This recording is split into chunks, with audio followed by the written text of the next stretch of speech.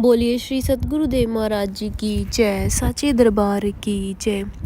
आज का अनुभव है अरुणा जी का, जो मलेशिया की रहने वाली हैं। वो अपना अनुभव हम सबके साथ साझा करते हुए बताती हैं कि मैं मलेशिया में रहने वाली हूँ, मैं वहीं पैदा हुई, वहीं पली बढ़ी, न कभी भारत की भूमि देखी और न ही कभी उसके संस्कार मिले, पर फिर भी शायद पूर्व जन्मों का कोई मेरा पुण्य कर्म था कि मुझे बचपन से ही ईश्वर और उसकी भक्ति से बेहद लगाव था।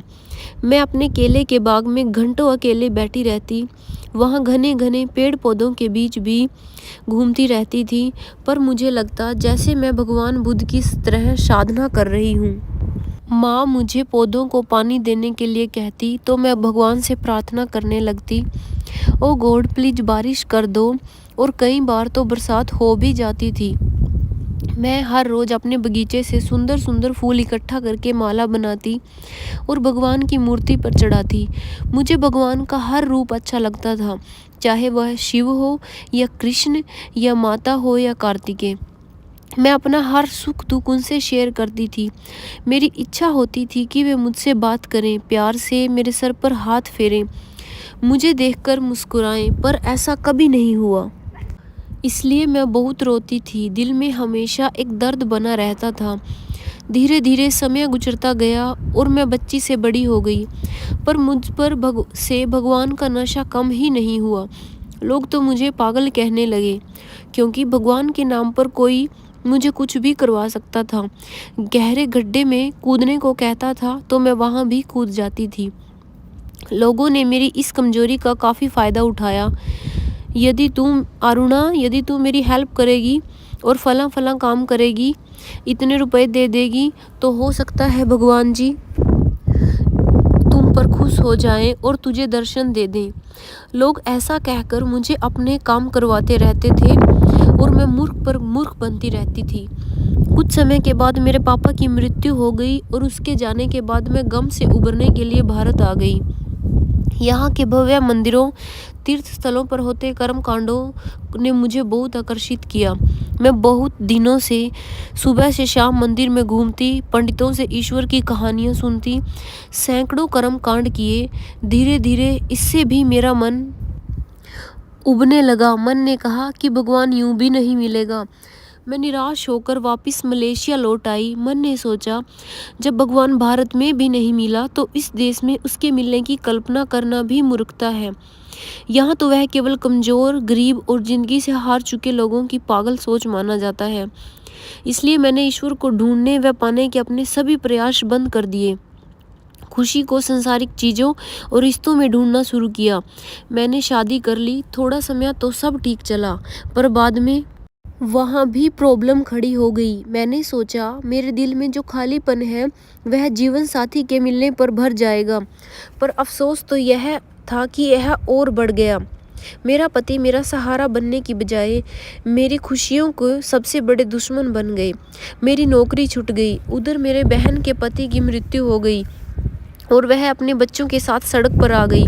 माँ तो पहले ही मुझ पर निर्भर थी। वे सब बार बार मुझे फ़ोन करके मुझसे मदद मांगने लगे, पर मुझे समझ नहीं आ रहा था कि मैं क्या करूं। एक मन ने कहा कि जब चारों तरफ इतना अंधेरा, इतना दुख है, तो जीने का क्या फ़ायदा, खुद खुशी कर ले।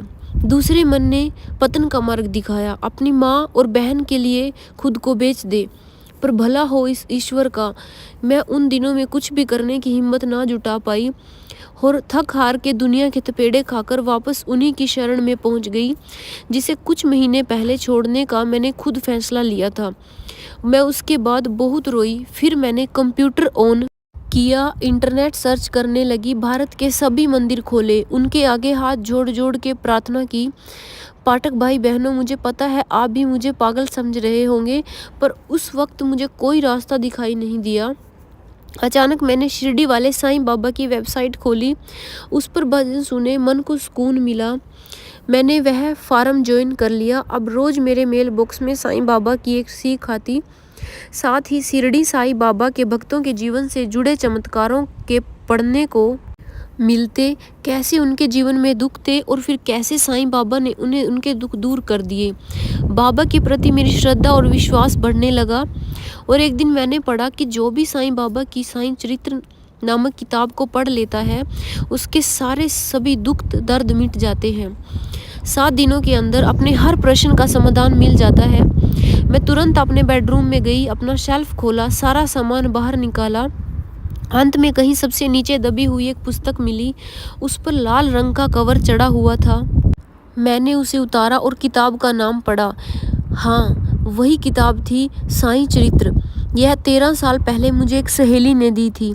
तब से आज तक मैंने उसे कभी खोलकर भी नहीं देखा था, पर आज मैंने उसे उसी वक्त पढ़ना शुरू कर दिया। क्योंकि मैं पढ़ने में इतनी तेज नहीं थी, इसलिए इसे पूरा ख़त्म करते मुझे 5 हफ्ते लग गए। इस दौरान रोज़ रात मुझे शिरडी साईं बाबा के सपने में दर्शन होते थे। पूरी किताब पढ़ने के बाद मैंने शिरडी साईं बाबा को एक चिट्ठी लिखी। हे साईं, यदि आप सच में हो तो मुझे राह दिखाओ। मैं बहुत दुख झेल रही हूँ। मुझे नौकरी की सख्त ज़रूरत है। एक बात और, मुझे एक ऐसा भगवान चाहिए जिसके साथ मैं हंस खेल सकूँ, बातें भी कर सकूँ। चमत्कार घटा। कुछ ही दिनों के बाद मुझे नौकरी मिली और आने जाने के लिए कार भी दी गई। धीरे धीरे पैसों की तंगी भी खत्म हो गई, पर अब भी यह कमी थी, दिल का खालीपन। मैंने फिर शिरडी साईं बाबा से प्रार्थना की कि रात को वह मुझे सपने में दिखाई दे। फिर साईं बाबा ने मुझे सपने में दर्शन दिए। उन्हें गेहुआ रंग का गाउन पहना हुआ था। बहुत कमज़ोर लग रहे थे, पर चेहरे पर दिव्य तेज और आंखों में करुणा थी। उन्होंने दोनों हाथ उठाए और मुझे आशीर्वाद दिया और फिर वे अंतर ध्यान हो गए। शुक्रवार की शाम को ऑफिस से आने के बाद मैंने जल्दी से खाना खाया, सारा काम निपटाया, स्नान किया और फिर बगीचे में जाकर सुंदर सुंदर फूल तोड़े। उनकी एक माला, उस माला को लेकर शिरडी साईं बाबा की फ़ोटो के आगे पहुंची। वह फ़ोटो 7.4 इंच के फ्रेम में थी। मैंने हार बड़ी अच्छी से उस फ्रेम के दोनों कोनों में अटका दिया और फिर भोजन की थाली लगाकर फ़ोटो के सामने बैठ गई। फिर वही प्रार्थना, मुझे जीता जागता हंसता बोलता साईं चाहिए, फ्रेम में कैद फ़ोटो नहीं। इतना कहकर रोने लगी। तभी देखा कि हार फ़ोटो से उतरकर मेरी गोद में आ गिरा। अब मुझे विश्वास हो गया कि साईं बाबा ने यह संकेत दिया कि वे मेरी इच्छा जल्दी पूरी करेंगे। अगले दिन शनिवार था, छुट्टी का दिन था। मेरी एक सहेली ने मुझे एक मंदिर में आने को कहा। वहाँ शाम को भारत की एक महिला संत आने वाली थी। मैं ठीक समय पर मंदिर में पहुंच गई और ठीक सामने एक मंच लगा था। उस पर गेरुए रंग की साड़ी में एक हिंदू महिला संत बैठी थी और उसके चेहरे पर बहुत तेज था। थोड़ी ही देर के बाद उन्होंने ईश्वर की चर्चा शुरू कर दी, पर वह हिंदी में बोल रही थी और मुझे कुछ समझ नहीं आया। पर मैं झटपट उन्हें देखती रही। उनकी मधुर वाणी, ओजस्वी चेहरा मेरे मन को अजीब सी ठंडक दे रहा था। मेरी आत्मा को शायद उनकी बातें समझ आ रही थी। अचानक सुनते सुनते मेरी आंखें बंद हो गई और मुझे भगवान शिव के दर्शन हुए। वे मृग छाल पर बैठे थे, हाथ में त्रिशूल लिए और उनकी आंखें बंद थी। गुरु प्यारे साधकों, अगर मैं इस अनुभव को एक ही कड़ी में पूरा करूं तो यह अनुभव काफ़ी लंबा हो जाएगा। सो इसके अगले पार्ट को सुनने के लिए आप मेरे चैनल को सब्सक्राइब करिए। इसका अगला पार्ट मैं जल्द ही अपलोड करूंगी और कैसे गुरु महाराज जी ने अपनी उस गुरु भक्त के ऊपर कृपा करी, वो मैं आप सबके साथ साझा करूंगी। सो बोलिए श्री सतगुरुदेव महाराज जी की जय, साचे दरबार की जय।